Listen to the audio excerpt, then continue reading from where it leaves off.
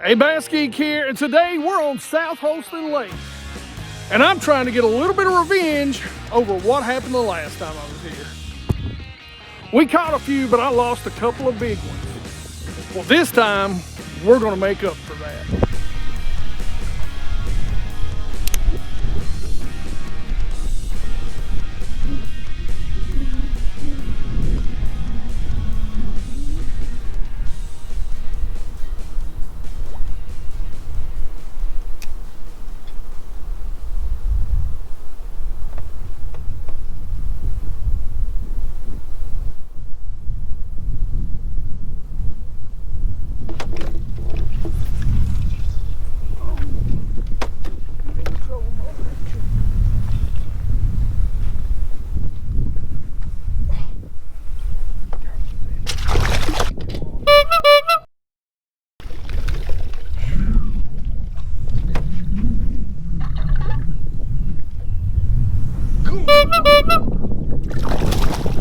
He's still right there. Still on. You get the net? I heard him splash up here, but I didn't know if that was him or not, man. It's on the camera and everything.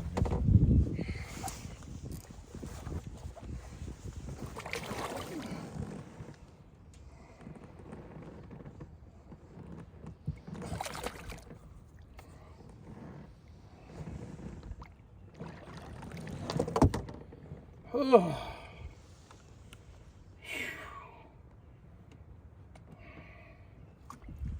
Well, there's one anyway.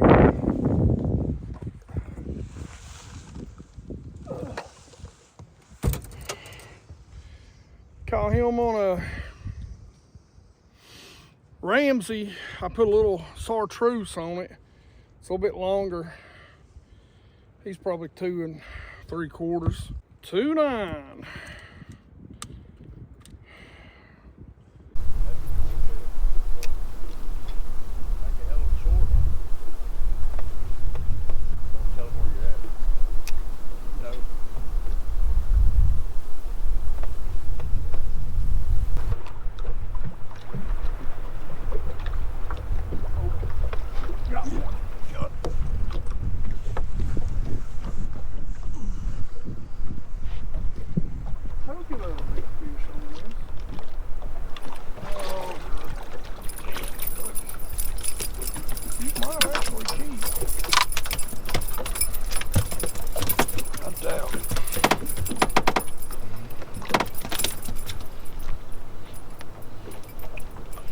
You liked it, didn't you? He liked the old eagle claw to death, as Mike calls it. Let's see if he's a keeper. So we got 3 days on the lake, and what we're trying to do is we're treating it like we were going to fish a tournament. So we're really spending a lot of time down the lake. We're finding a lot of bass that are still in that 30, maybe even 20 to 45 foot deep on the bank. But the wind's supposed to kick up to like 12 to 17 miles an hour. In this clear water, it has to be doing it consistently. And we got a point right here where it's coming out of the north. And what's happening is it's just blowing around. So we pick up the eagle claw of death or the A-rig. And we got our first bite on it. So it's a dink. I think the dinks are up shallower. The better fish seem to be a little deeper, but we're going to see if maybe as the wind blows, the fish goes. I don't know. All right, little fella. All right, geeks, that was almost a disaster. Those smallmouth love to wrap themselves around a trolling motor. All right, so the first stop yields 2. The high of the day is going to start out first thing in the morning, and the temperature is going to drop as the day goes on. The wind's going to blow the first half of the day, and the second half of the day, it's going to calm down and get a little bit sunny, but it's going to be a little cooler. Water temps are still a little bit low at 48 first thing in the morning. So what we're going to try to do is hopefully catch a few more on the A-rig before this 10 to 15 mile per hour wind drops. If not, we'll find something else to get them to bite. One of the things I like to do when we plan our fishing day is I really rely on the deep dive app. Let me tell you, this app really allows us to see where the wind is going to be, where the wind blown banks are going to be, and how we can approach the day, how we can fish. Because sometimes even when it's too windy, you can't throw a Ned rig or a certain worm, especially if you're out deeper, because it's going to push that bait around. So it tells us if we can cover water, if we can move, especially on these clear lakes. You need a little bit of wind to throw some of these more power fishing baits like spinner baits, A-rigs, crankbaits, that sort of stuff. And something else I like as we get closer to the spawn in April, they've got a little moon phase up in the top corner, and I hadn't even noticed that until the other day, and that is a big deal. The new moon and the full moon coming into April and early May will let you know when they're locked into those beds. Make sure you go check out the Deep Dive app. There is a free trial. First link down in the description. I'm telling you, it has become one of my go-to trip planning apps.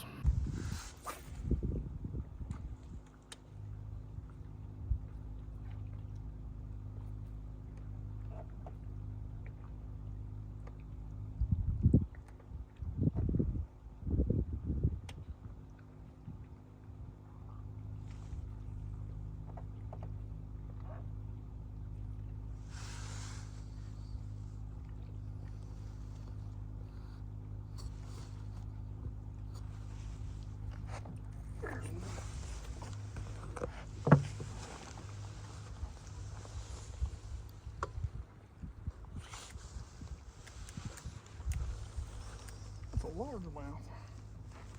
What do you think about that? Is it big? You gonna thumb him? Yeah. I probably shouldn't be guessing.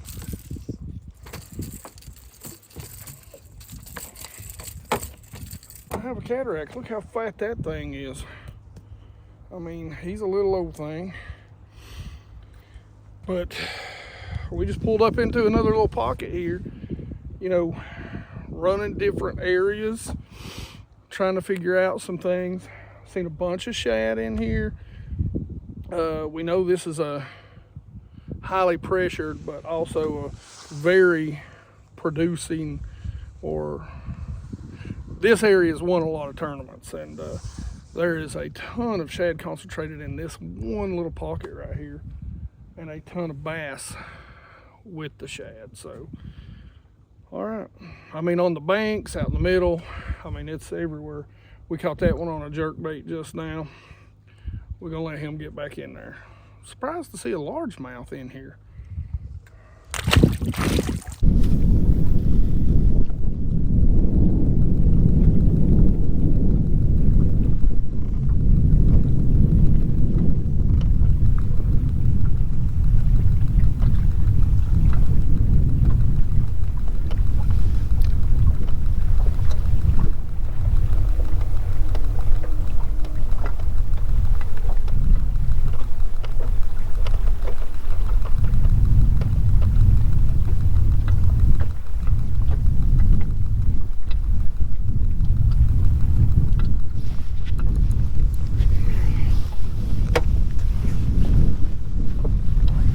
Fish, Mark. Can't believe it. It's a spotted bass.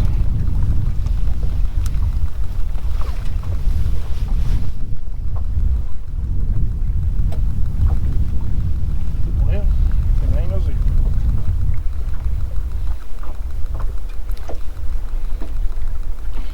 God, dog, you got some rough toothers. I'm going to show you how to tell the difference between a spotted bass and a largemouth. Number one, you're going to see some lines that run below the dark line. Most time the dark little lateral line is going to be a little more pronounced too. But you'll see a few more stripes below. The key indicator, and most people will tell you, a lot of people will say there's a rough patch right on the tongue, and there is, if you can get a shot of that. Okay, But damn, don't quiver, bro. I'm letting you go. But the big key, and this is the same for a smallmouth, is when you close their mouth, this fish is quivering. I've never felt a fish quiver. Is this does not come past the eye. So it comes right to the center of the eye, but not past the eye. That indicates being a largemouth. That, most people will tell you not even the tongue patch, because I've never felt it on a largemouth, but some people will say that you can feel it on a largemouth. But that is how you tell that it's a spotted bass. That is the key indicator. All right, let's get him back in the lake. All right, geeks, midday update. We have not caught any giants, but hey, we're still working. We've had a pretty good day so far. Now, I will say this, I had to go back to the truck and whip out the old butt seat. You know, I see everybody, and yes, we're doing a lot of scoping today, but I see everybody using those butt seats, and old Hank, I just like to kind of grind it out and be the macho man. But I'm getting old and fat, and the old back ain't what it used to be, so I'm enjoying this new butt seat. Anyway, so we caught a couple more, not great ones, but one keeper, one spot. Hopefully that helps you guys recognize the difference between a spot and a largemouth and a smallmouth if you have trouble differentiating between that. But we are catching some. Let's go see what we can figure out.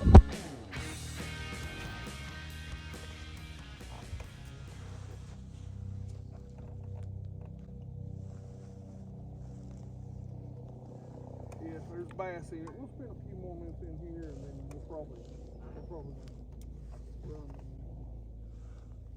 We're probably just gonna live in that creek today. Do or die. That first one.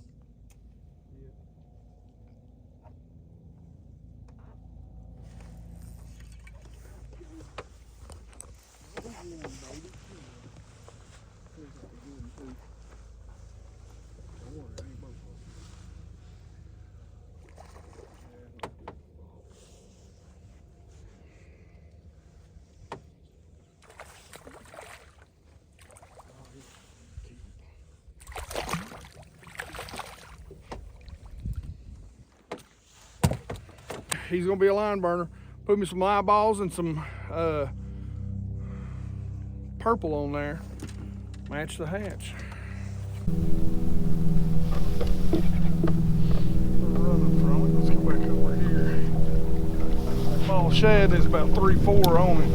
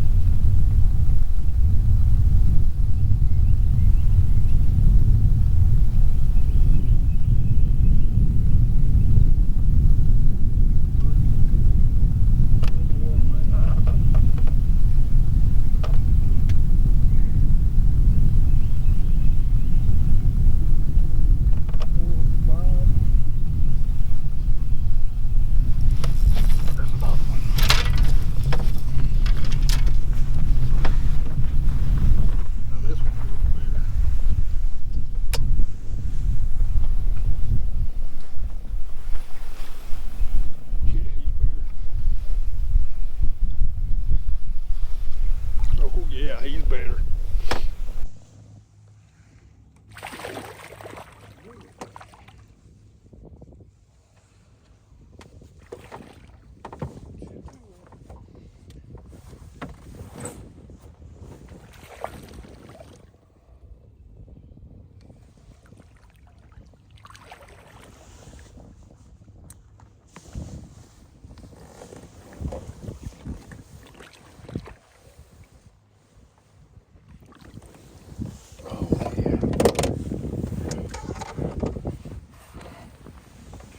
that one, baby. Yeah, there we go.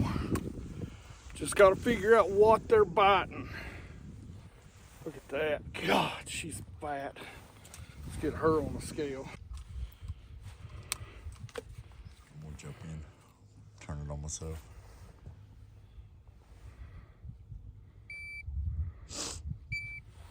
Where to?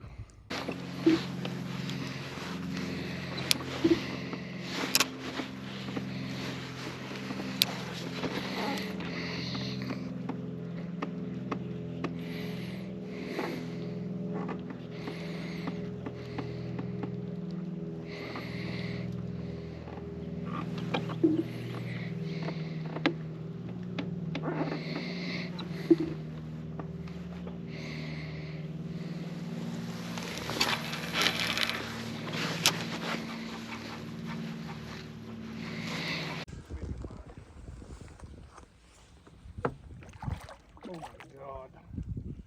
You see that? You better get back here and Oh, don't worry, I'm going to.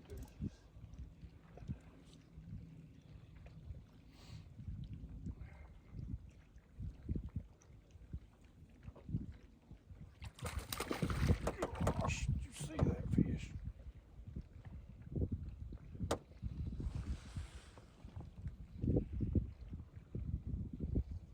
What, did we make the right call coming back here? Come on, sweetheart. Good today. Good today. Come on.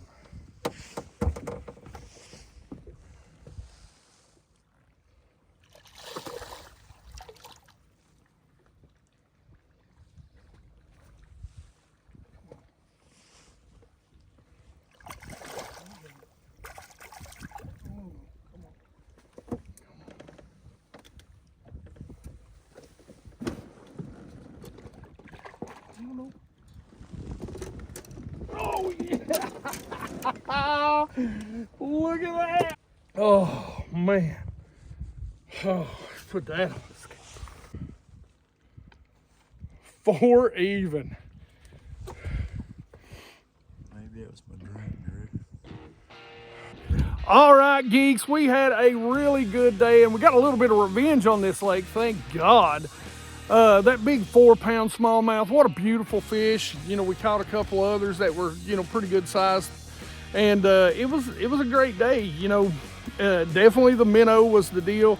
The minnow that we were using is actually I think it's a Strike King Gray Glimmer Ghost. And what we've been doing is because we needed a little bit of, we needed it to get down a little bit deeper, is we've been using the Queen's Tackle tungsten heads.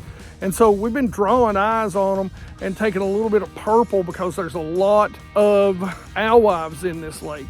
And I swear, as soon as we made that switch, we'd raffle through Sakamata shads, just a whole bunch of things.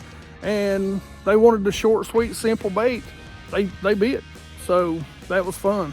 So breaking this lake down, realistically, this lake is what I would call more of a spot lake, because we were catching them at the mouths of creeks, we were catching them in the backs of creeks. It really was all based on shad being in the area. And even if we were not throwing that minnow bait, we were still catching them around areas that had large groups of shad. So even if we were catching them off the bank, like the one on the jerkbait or the spotted bass, there was still a large group of shad there. So we're not quite into that, you know, full pre-spawn bite yet, I don't think. But anyway, I think we're gonna get there real fast because they're getting fat and they feeding hard. Now, if you wanna see what happened to me, you didn't see the other video, make sure you go check out this video right here. You can see how stupid I was and why I needed to get a little bit of redemption on this lake. Otherwise, questions, comments in the comment section below. Like it if you like it. Don't forget to subscribe. Make sure you ring that bell so you get the notifications when these videos come out. Join the 100% Watch Squad and you geek truck.